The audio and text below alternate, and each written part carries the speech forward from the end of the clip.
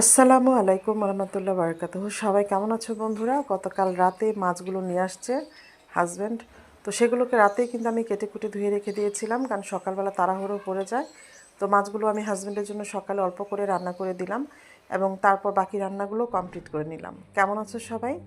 সবাইকে শুভ দুপুরে অনেক অনেক শুভেচ্ছা, এবং রান্নার লুকটা কেমন হয়েছে এটাও কিন্তু তোমরা কমেন্ট করে অবশ্যই জানাও। সেই সাথে ভাজি করেছি, এটা সেচি শাক। সেচি শাকের মধ্যে আমি কিছু সিম দিয়ে সেটা ভাজি করে নিয়েছি।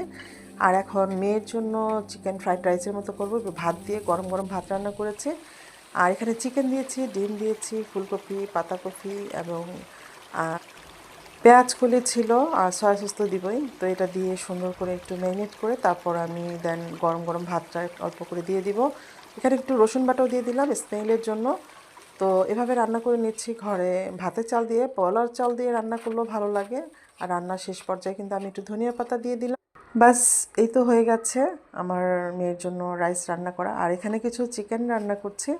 এখানে সামান্য পরিমাণ অল্প একটু লাউ দিয়েছি এবং আলু দিয়েছি। আমার বাচ্চারা আলু খাবে এবং আমি লাউ খাবো। লাউটা আমার ভীষণ পছন্দের, ভালো লাগে। তো এটা দেশি মুরগির ছিল। আর এখানে কিছু চিংড়ি মাছ আমি নিয়েছি। চিংড়ি মাছটা কিন্তু আমি রান্না করছি কুমড়ো শাক দিয়ে, কারণ বাজার থেকে কুমড়ো শাক নিয়ে আসছিলো আমার হাজব্যান্ড। তো সেটা দিয়ে আমি এই চিংড়ি মাছটা রান্না করে নিলাম। আর কেমন হয়েছে, কার কার পছন্দ কুমড়ো শাক দিয়ে চিংড়ি মাছ, এটা কিন্তু কমেন্ট করে জানাবা। আর এই রান্নাটা, এটা বিশেষ করে আমার শাশুড়ি মা এবং আমার হাজব্যান্ড ওদের ভীষণ পছন্দের। আমি খেতে পছন্দ করি, বাট অপছন্দ যে সেটা বলবো না। খাবারের জিনিস সব কিছুই আলহামদুলিল্লাহ।